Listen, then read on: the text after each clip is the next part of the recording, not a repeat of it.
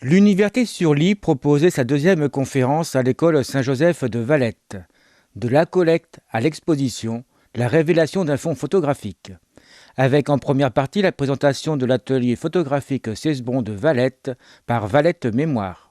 Je vais vous présenter Cesbron. Donc Jean-Baptiste Cesbron, photographe des Valletais. Voilà, alors, en 2005, les héritiers de Jean-Baptiste Cesbron remettent environ 1800 plaques photographiques à la mairie de Valette. Valette Mémoire a été créée le 8 janvier 2007 et la municipalité a transmis les plaques photographiques à Valette Mémoire. Et après, on a régularisé, les héritiers de Jean-Baptiste Cesbron ont donné les plaques et les droits à Valette Mémoire. Alors Jean-Baptiste Cesbron, il est né à Izeron et son père était cocher à Izeron. Donc Jean-Baptiste, je vous dis, il n'est pas sur la photo, mais c'est le personnel du château. Jean-Baptiste était valet de chambre et jardinier au château d'Izeron. Donc à l'époque, c'était la propriété des Heurtaud, enfin c'est toujours les descendants d'ailleurs qui y sont. Et Alfred Heurtaud, c'était un chirurgien nantais qui a laissé des traités de chirurgie d'ailleurs. Et c'était le père du futur général Alfred Heurtaud, qui a été un as de l'aviation pendant la guerre de 14-18. 21 ou 22 victoires homologuées. C'était quand même quelqu'un. Alors, la guerre de 14, alors Jean-Baptiste Cesbron avait des problèmes de santé, donc au conseil de révision, il avait été exempté. Mais en 1915, on lui a refait passer un examen, et là, il a été classé service auxiliaire. Et il est parti pour 2 ans à Ancenis et Nord-sur-Erdre. Et on a des écrits de son capitaine, que son capitaine parle de son cuisinier photographe, ou de son photographe cuisinier. Parce que voyant qu'il avait un appareil photo, son capitaine le laissait prendre des photos dans les casernes. On a pas mal de photos de militaires du 82e RI. Bon, il s'est marié en 1907. En 1910, il s'est fait construire une maison en face la Poste à Valette. Et je crois que c'est à peu près 10 ans après, il a fait une nouvelle maison route de Nantes. Et il n'était pas photographe à plein temps, puisqu'il exerçait aussi le métier de viticulteur, surtout pépiniériste et un peu horticulteur. Et il travaillait avec son neveu. Donc comme photographe, il a fait beaucoup de photos de famille, des mariages, communions, des familles, parce que pendant la guerre, il a quand même photographié des mères avec leurs enfants pour envoyer aux hommes qui étaient dans les tranchées. Et puis autrement, il a édité beaucoup de cartes postales, donc il a fait pas mal de photos de la région et des fêtes dans la région, des photos de conscrits, des photos de militaires. La plus ancienne photo qu'on a pu dater, c'est 1902. Et il a photographié, paraît-il, presque jusqu'à sa mort. Enfin, en 1941, il faisait encore de la publicité. Donc voilà, sa maison de la route de Nantes. Et ça, toutes ces photos, c'est des photos Cesbron, hein, bien sûr. Donc voilà les publicités qu'on pouvait voir dans le bulletin paroissial et dans l'almanach paroissial.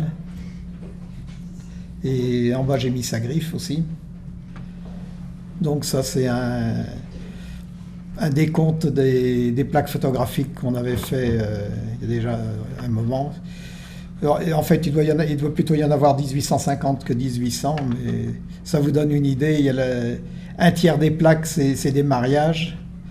Il y a les familles, et puis un peu des divers, des fêtes, des lieux de Valette, des viveurs de Valette.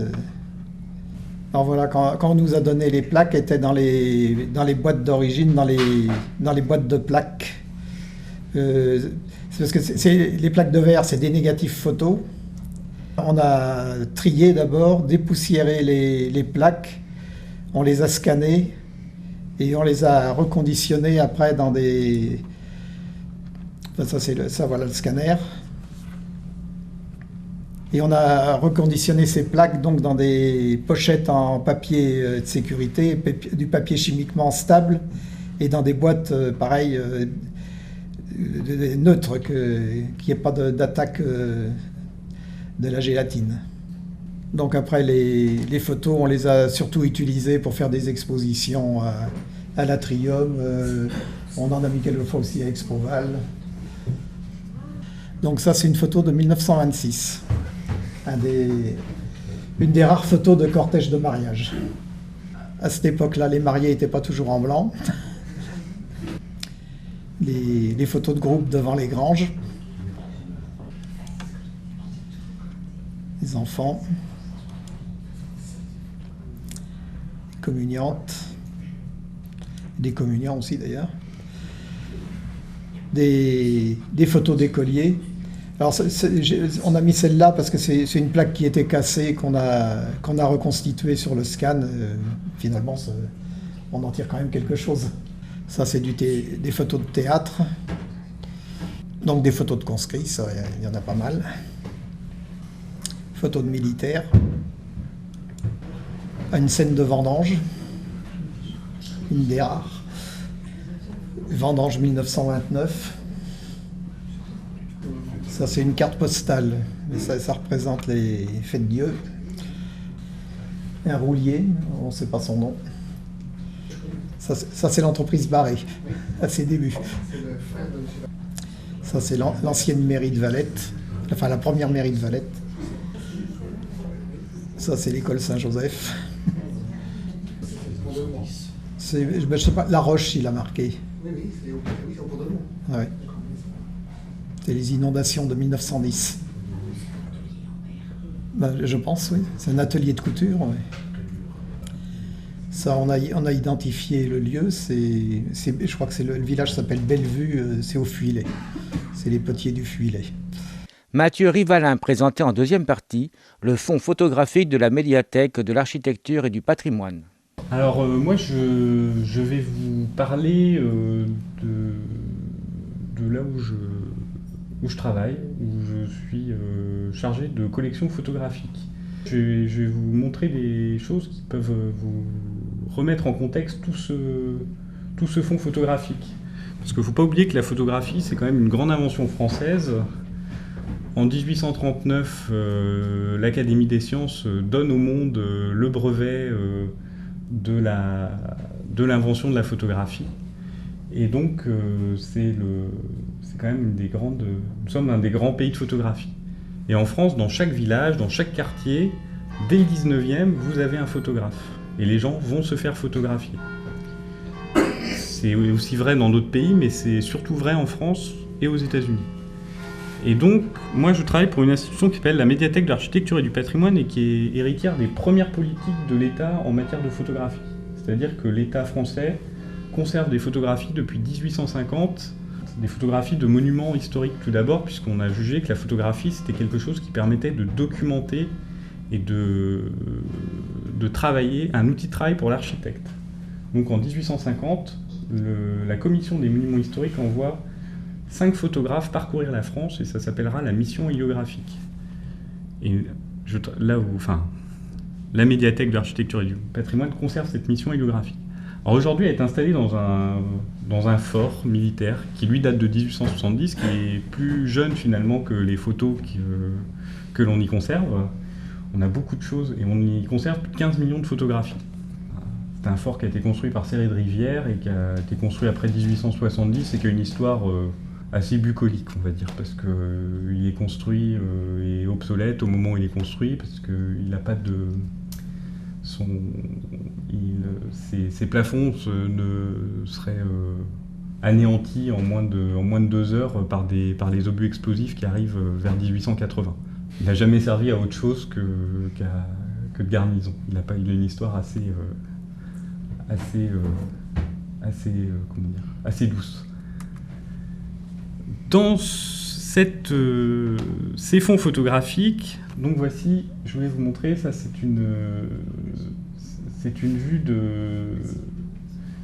de Legray, qui est un des photographes de la mission géographique. Nous conservons sur 150 ans maintenant des vues des monuments historiques avant, pendant, après leur restauration, les vues avant, pendant les 2 guerres mondiales. Avant les guerres, par exemple dès 1937, on envoie des photographes photographier les monuments pour pouvoir calculer plus tard les dommages de guerre, en imaginant ce qui sera bombardé. On conserve aussi des photographies du service photographique de l'armée, puisque l'armée n'avait pas de service photo, et il s'est servi des photographes des Beaux-Arts et de l'administration des monuments historiques qui sont devenus ses premiers photographes. Et donc ils ont envoyé sur les lignes de front, enfin juste à l'arrière des lignes de front, des photographes, toujours pour documenter les destructions et les avancées des combats. Alors là, on a des fonds photographiques comme le fonds d'Adjet, qui est un grand photographe de la fin du 19e et qui a beaucoup photographié Paris. Et ça, c'est une de ses vues, et qui a été acheté par l'État en 1929. Avant que la fin du fonds, c'était un fonds qui représentait environ 20 000 négatifs sur Paris. Nous en conservons environ 6 000, et les 14 000 autres sont conservés à New York au Metropolitan Museum. Ils ont été achetés à la mort d'Adjet. Nous conservons aussi des grands fonds de portraits. Ça, c'est un portrait de l'atelier Nadar. Et nous conservons des fonds d'auteurs comme celui-là de Denise Colomb, et ça, c'est un portrait de Giacometti dans son atelier. Mais si on a des fonds prestigieux, on a aussi des fonds dits d'amateurs, parce que c'est dans notre rôle aussi de collecter des fonds photographiques qui peuvent avoir un intérêt pour les historiens, pour le grand public ou pour des commissaires d'expo. Et donc, par exemple, ici vous avez les photographies, mais on y reviendra plus tard, d'une photographe qui s'appelle Amélie Galup et qui a photographié son village de Saint-Antonin-Nobleval, qui est un village du Tarn-et-Garonne. Et pendant 25 ans, de 1890 à 1915, cette femme photographe, et ça c'est quelque chose qu'il ne faut pas oublier, c'est qu'il y a beaucoup de femmes photographes. Parce que la photographie, on n'est pas forcément professionnel, il y a beaucoup d'amateurs photographes. Elle a photographié tous les moments de la vie de ce village, et je pense que tout à l'heure on en reparlera et on verra comment aussi Sébron, qui avait une double activité, peut un peu rentrer dans ce champ de photographie. Mais on conserve aussi des photos d'amateurs. Ici, c'est les pérégrinations d'un notaire qui a fait faillite, qui a traversé l'Europe de 1809 à 1918. Alors là, ces 2 vues, c'est parce que c'est une vue stéroscopique. En fait, avec une petite lunette, vous pouviez voir les images en 3D. Et ça, c'est une invention de la fin du 19e siècle. Donc c'est un pardon, je pense que c'est le pardon il me semble que c'est le pardon de Notre-Dame de la Palue. L'association Vaillette Mémoire vous a tout à l'heure parlé de comment le fonds est arrivé entre ses mains, qui lui a été donné par les descendants de Sébron. Pour nous, c'est un peu pareil. On a plusieurs types d'acquisitions, c'est-à-dire que soit nous achetons, puisqu'il y a des fonds comme le fonds Nadar, des fonds prestigieux qui sont achetés souvent à la fermeture des ateliers de photographie. Soit ils nous sont légués ou donnés. Et nous avons des photographes prestigieux comme Willy Ronis qui ont donné leurs photographies. Et ces fonds après sont traités et sont mis à disposition du public. Soit nous commandons des photos. Et ça, c'est dans le cadre des monuments, c'est que des photographes étaient envoyés jusqu'à la fin des années 90 pour photographier les monuments classés ou inscrits au titre des monuments historiques.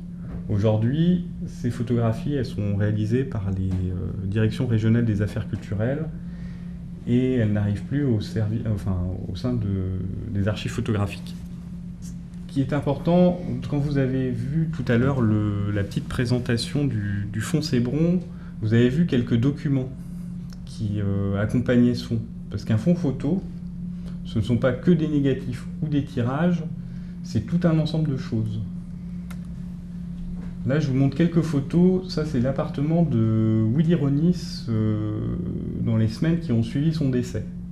Quand un photographe nous a donné son fonds, il arrive qu'il nous le donne de son vivant et qu'on en rentre en possession alors qu'il est encore là. Et là, il vient nous l'amener, on vient le chercher chez lui. Mais souvent, on vient récupérer toutes ces archives et tout ce qu'il nous a donné directement dans son appartement. Et c'est là où on voit toute la variété de ce qui sera après indispensable pour le traiter. Donc ici vous avez des livres, en bas vous avez 2 petites boîtes grapho, et en fait ça c'est les inventaires de photographie. C'est la liste de ce qu'il a pris, classé par thème. Ces fonds, quand ils arrivent, 15 millions de photos, ça fait beaucoup de boîtes. Et donc on a des grands dépôts, et ça c'est des fonds qui ne sont pas traités. Ils sont rangés, triés, et il y a un premier principe qui est de séparer les supports. C'est-à-dire que ce qu'a fait Valette Mémoire, c'est qu'on ne mélange pas les négatifs souples sur support pellicule, des négatifs sur plaque de verre. On sépare les couleurs des noirs et blancs, on sépare les tirages des négatifs, et tout ce travail commence dès l'arrivée du fonds. Ça, c'est des ensembles de boîtes d'origine qui ont encore leurs négatifs à l'intérieur.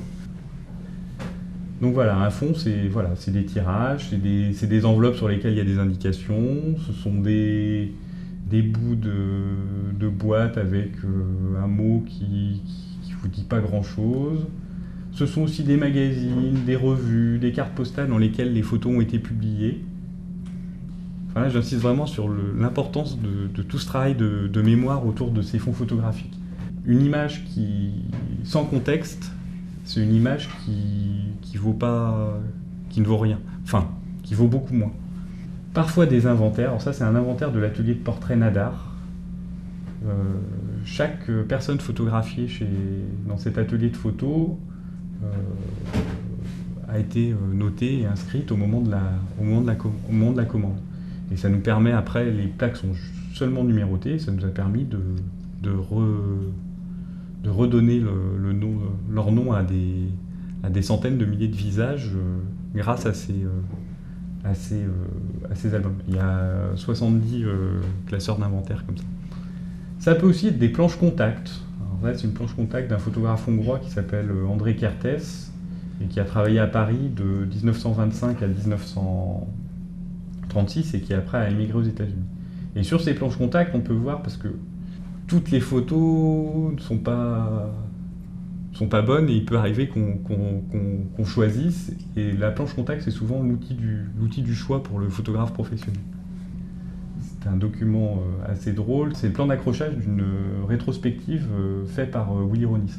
Et ça, c'est des documents qui sont assez irremplaçables puisque c'est le choix de l'auteur. Parce que parfois, derrière un photographe, vous avez un auteur, et pas seulement quelqu'un qui prend des images. Vous avez quelqu'un qui choisit ce qu'il veut photographier et qui veut dire quelque chose avec ces images. Et ça, finalement, c'était le plan de sa rétrospective, et c'était un peu une façon pour lui de montrer ce qu'il avait voulu montrer. Alors, il peut même arriver qu'on ait des appareils photo. Alors ça, c'est l'appareil photo qui vient d'un fonds qui est le fonds de Noël Le Boyer, qui était un artisan photographe parisien qui a travaillé entre 1907 et 1950 à Paris, et qui est un contemporain, je pense, de Cesbron. Et Cesbron, dans son atelier, il y a de fortes chances que sa chambre, les portraits que vous avez vus tout à l'heure, aient été photographiés, aient été pris à partir d'un tel appareil. Puisque celui-ci, il est fait pour photographier avec des plaques en 13-18 ou en 18-24, et il me semble que les boîtes que j'ai vues sur la table, ce sont aussi des boîtes de 13-18. Et c'était quand même un appareil qui n'était pas facile à manier. Je pense que toutes les vues en extérieur que vous avez vues ont été prises par d'autres types d'appareils. Donc un fond photographique, bah voilà, ça peut être encore plus mal rangé, même quand c'est précieux, quand ça arrive. Voilà, ça c'est des plaques de verre du fond Nadar, qui est quand même le grand atelier de portrait parisien du 19e, et elles sont arrivées dans cet état, posées les unes sur les autres. Elles n'étaient même pas dans du papier de soie comme le fond Sépron. Elles étaient cassées parfois. Quand une plaque est cassée, on la double. On fait des sandwichs de plaques de verre. Alors ça, c'est des photos du fond Willy Ronis en cours de traitement. Et voilà, le début, c'est d'abord de mettre, de trier. Et puis d'essayer de reconstituer des séries, parce que nous, on a plusieurs millions d'images, et il faut organiser toute l'information qui va autour de ces images. Ensuite vient l'étape de la mise sous pochette. Alors nous, comme on est un service d'une vingtaine de personnes, on a 2 personnes qui passent leur journée à mettre sous pochette et à numéroter des photos. Quand les plaques sont en trop mauvais état et trop sales, nous les nettoyons. Nous ne restaurons pas les plaques de négatifs. Quand elles sont cassées, on les double, c'est-à-dire qu'on les reconstitue comme ce qui a été fait numériquement sur l'image de tout à l'heure, mais en les mettant en sandwich entre 2 plaques de verre. Et puis après, cette image, elle est numérisée, et voilà ce que ça donne. Après, ces photos, il faut les inventorier. Et les inventorier, c'est leur donner un numéro et récupérer toutes les infos qui permettaient de les mettre en contexte. C'est-à-dire de savoir, c'est des questions très simples auxquelles il faut répondre, des fois c'est compliqué d'y répondre, c'est qu'est-ce que c'est une photographie, un négatif, un tirage, un autochrome, une diapositive, qu'est-ce que ça représente, alors où a été prise la photo, qui a été photographié, qui est le photographe, quand la photo a été prise. Et après, il peut arriver qu'on puisse répondre à d'autres questions, c'est à quoi a servi l'image. Et ça, c'est là où ça commence à devenir assez intéressant. Et pour répondre à toutes ces questions, on se sert de tout ce qu'on a récupéré, de tout ce qu'on a pu collecter, les magazines, les petits carnets des photographes, les petits morceaux qui étaient dans les petits morceaux de papier qui étaient dans les boîtes de négatifs avec rendez-vous 18h, Madame Dubreuil, Paris 16. Et puis après, on essaie de savoir ce que les images à quoi elles ont servi. Parce qu'elles ont été prises, mais elles ont été prises pour des magazines, pour des portraits qui étaient vendus à des particuliers, pour des institutions qui créaient des documentations sur des sujets. Alors là, je vous prends un exemple c'est un reportage du photographe hongrois dont je vous parlais tout à l'heure, André Kertész, et qui a émigré à New York en 1936, et en 1939, il fait un reportage sur le port de New York. C'est un reportage qu'il fait pour la grande revue américaine Life, et qui ne sera jamais publié parce qu'il a le malheur de faire son reportage sur les bateaux qui traversent l'Atlantique au mois de juillet et août 1939. Et au moment où il arrive à la rédaction lui dit mais vos images ne sont pas du tout dans le sujet de la guerre, on ne peut pas faire aujourd'hui publier un article sur les transferts entre entre les États-Unis et l'Europe, alors que l'Europe est en guerre. Il se trouve que ces images sont publiées un peu après, et ce qui permet vous allez voir après, ça ce sont les images publiées, et ce qu'on va voir, c'est que les négatifs sont conservés dans le fond. Et donc ça permet, toutes les indications qui sont sur cette page permettent vraiment de retracer l'histoire de ce reportage, et ensuite de les publier. Quand ces photographies sont inventoriées, rangées, elles sont mises dans des dépôts de conservation. Nous occupons plus de 8000 m², et qui sont des grands couloirs ou des alcôves sur lesquels on entasse des boîtes avec des numéros. Ou dans des meubles à plan pour les grands négatifs. Ça, ce sont des négatifs qui font 50 cm dans leur largeur et un peu plus de 65 dans leur hauteur. Et c'était des grands tirages de portraits de l'atelier Nadar. Et si les négatifs étaient si grands, c'est qu'ils ont été faits à une époque où les agrandisseurs n'existaient pas ou n'étaient pas très performants. Et donc pour avoir un tirage de grand format, il fallait un grand négatif. Et il est fort probable que ces bronzes aient longtemps tiré sans agrandisseur, parce qu'ils utilisaient quand même des grandes plaques, je pense. Donc par simplicité, ils posaient, et puis surtout ça permet d'avoir des images après qui sont très nettes, ils posaient seulement le négatif directement sur son papier. Et donc ça permettait d'avoir des 13-18, qui sont des formats qui sont assez intéressants. Ces images, pour les diffuser, il y avait jusqu'à 2005, moi j'ai commencé à y travailler en 2005, et j'ai vu la fin du travail de labo en argentique.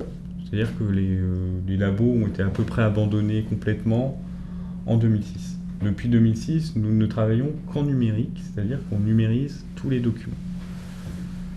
Les photographes, il y a 5 photographes qui travaillent aux archives photo, et ces photographes ne regrettent pas le labo. Parce que le labo, de 9h du matin à 16h, dans les produits chimiques, dans le noir, c'était pas un métier, c'était vraiment pas un métier, le métier de photographe, l'aspect labo n'était pas très agréable. Ces images, elles servent après. Il faut qu'elles servent. On ne fait pas ça pour le plaisir de les garder sur des disques durs à l'intérieur. Et donc on les met en ligne. Notre premier outil de diffusion, on n'est pas un musée, on n'a pas de salle d'expo. Donc notre premier outil, c'est un site internet avec une base de données qui est gratuite, accessible à tous et dans lequel vous pouvez trouver des photos en renseignant des champs de localisation ou des noms d'auteurs de photographes. Si vous voulez aller voir, il y a un reportage assez intéressant fait vers 1880 de Médéric Mieusement, qui est un des grands photographes d'architecture du 19e, sur Clisson et ses monuments. La mise en ligne, c'est pas notre seul outil de diffusion et de valorisation. C'est-à-dire qu'on va aussi prêter ces photographies pour des expositions. Alors ici, c'est des photographies qui ont été prêtées à Montevideo pour la Biennale de photographie de Montevideo en 2011. Et c'est une exposition sur panneaux. Et c'est un des grands outils actuels de diffusion de photos. Tous les ans, on diffuse plus de 200 photos comme ça qui sont destinées à être exposées dans des expos comme ça, ouvertes à tous pour le grand public. Quelques photos. Alors ça, il s'agit de photos de Marcel Bovis, qui est un photographe des années 50, lui, et qui était un photographe illustrateur. Puis ces expositions, elles ne sont pas forcément en extérieur. Alors ça, c'est des photographies qui ont été prêtées à la Maison européenne de la photo à Paris. Et c'est des photos de Daniel Boulinet, c'est quelque chose de beaucoup plus récent. Et donc notre clientèle, c'est aussi les commissaires d'expo. Alors les commissaires d'expo, nous ne recevons pas les particuliers au Fort de Saint-Cyr, on reçoit que des professionnels parce qu'on n'est pas un site adapté à recevoir du public. Et on reçoit notamment beaucoup de commissaires d'exposition qui viennent chercher des images pour créer des expos. Et là, c'est une exposition qui était sur la route. Alors, si vous allez à Belfort, on a prêté toute une série de photographies qui sont assez drôles sur les objets fabriqués par les poilus. Voilà. Un autre biais de notre diffusion d'images, ce sont les éditions. Ça, c'est quelques livres qui ont été constitués à partir des fonds de la médiathèque. Et enfin, on s'adresse aussi, on met à disposition ces images des chercheurs, des historiens, des étudiants que l'on reçoit aussi au Fort de Saint-Cyr. Maintenant, je vais vous montrer 3 photographes qui présentent 3 usages et 3 façons de faire de la photographie à l'époque où Sébron est photographe à Valette. Alors d'abord, c'est une photographe qui s'appelle Amélie Gallup. Elle est née vers 1840. Elle commence la photographie assez tard, puisqu'elle commence vers 1890. Elle a presque 50 ans. Son mari est juge au tribunal d'Albi, puis de Toulouse. Et ils sont installés à Saint-Antonin-Nobleval, qui est une commune du Tarn-et-Garonne. Et elle est amateur photographe. Et elle va saisir, un peu comme Sébron pour les vues de la fête Dieu, tous les moments de la vie de Saint-Antonin-Nobleval. La photographie, à la fin du 19e, au début du 20e siècle, le photographe amateur, il adore mettre en scène les gens. Et là, la scène de la brouette, il a fait poser. Et je pense que quand vous avez les photos qui sont devant le château d'Iseron tout à l'heure, c'est exactement la même chose. Tout le monde a dû se mettre en place pour que la photo soit réussie. Sébron, il n'est pas seulement un photographe amateur, il est aussi un portraitiste. Alors là, je vais vous parler d'un deuxième fond. C'est l'autre bout de la chaîne du portrait, là c'est le fond du studio Harcourt, que l'on conserve aussi. Sébron, il a peut-être fait 5000 portraits dans sa carrière, parce que je pense que vous avez récupéré 1800 plaques, mais je pense qu'il a fait plus que ça durant son activité. Le fonds Harcourt, c'est 12 millions de négatifs, 350 000 personnes photographiées, et tous les meubles que vous voyez ici, ils sont plein de petites fiches qui répertorient tous les noms des personnes photographiées. Et donc on vous cherche par ordre alphabétique. Et donc on vous retrouve, et on peut même reconstituer votre numéro de téléphone quand on vous y retrouve. Parce que le BOT, c'est Botzaris 1225, et il existe des programmes qui permettent de reconstituer les numéros de téléphone, qui doivent plus être attribués forcément aux personnes. Ça, c'est une photo qui doit dater de 48. Les gens ont parfois changé d'adresse. C'est un photographe de star.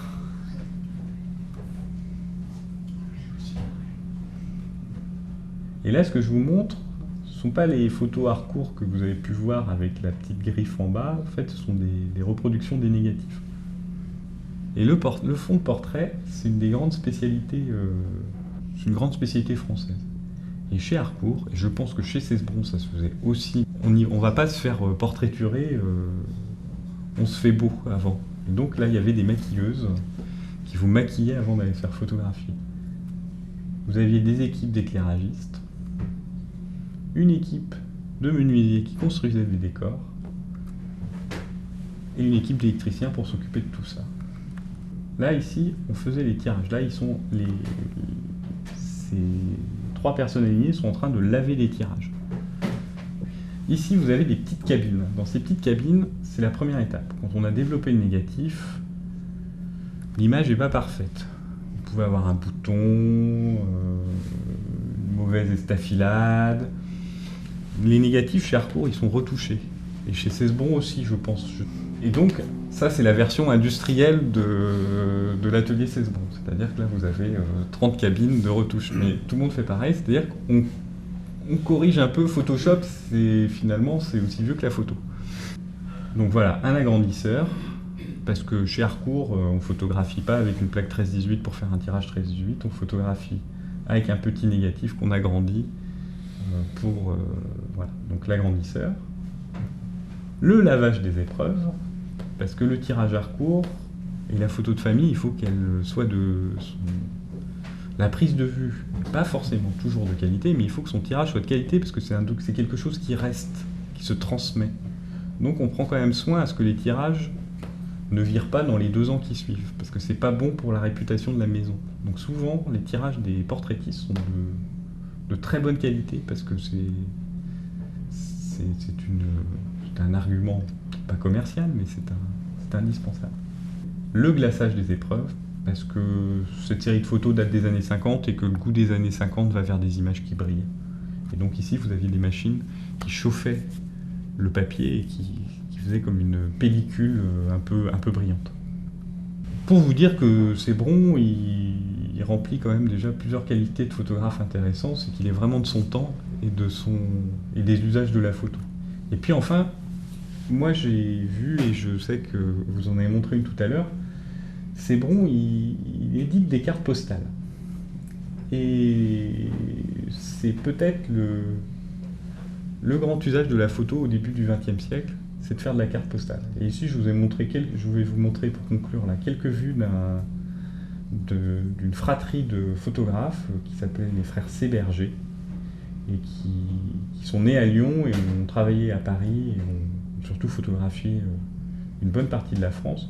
Et ils ont travaillé pour des éditeurs de cartes postales. Et là, je vais vous montrer une série de photos de marins qui a été publiée avant la guerre de 14 et qui a été diffusée à milliers, voire plus, d'exemplaires pendant une quinzaine d'années par l'éditeur. Et toutes ces images que vous allez voir après, elles existent en carte postale. Pour la carte postale, c'est pas une photographie au sens où ce sont c'est de l'imprimerie et c'est pas une image qui se révèle. Il n'y a pas de grain d'argent. Ça n'empêche que la base est en noir et blanc. Oui, la base est en noir et blanc et elle est remise en couleur après. Mais il y a beaucoup de photos qui sont remises en couleur. Ça aussi, c'est un grand sport. Parce que la reproduction d'images en couleur, le tirage en couleur, c'est quelque chose qui date de la fin des années 30. On peut prendre des photos en couleur, mais on ne peut pas les reproduire pendant longtemps. La photographie, ça se démocratise quand même à partir de 1880. Vous commencez à avoir des appareils qui commencent à se vendre, et puis ça peut être un métier, ça peut vite être un métier. Je pense que Sébron, c'est un petit entrepreneur, finalement. C'est l'idée d'un petit entrepreneur. Parce que tout le monde n'est pas photographe, mais si on veut en faire son métier, il y a des débouchés. Donc on arrive à vendre ses photos. Il y a des clients pour les mariages, il y a des clients pour les photos des nouveau-nés, Donc je pense que il est probablement en contact avec des gens qui font de la photo, il s'y essaie, et puis il y arrive, et ça lui... Enfin, il apprend, et donc après il en profite pour investir dans un appareil photo et commencer à travailler. Grâce aux photographes comme Jean-Baptiste Sébron, l'histoire de Valette, véritable trésor d'images, restera en mémoire.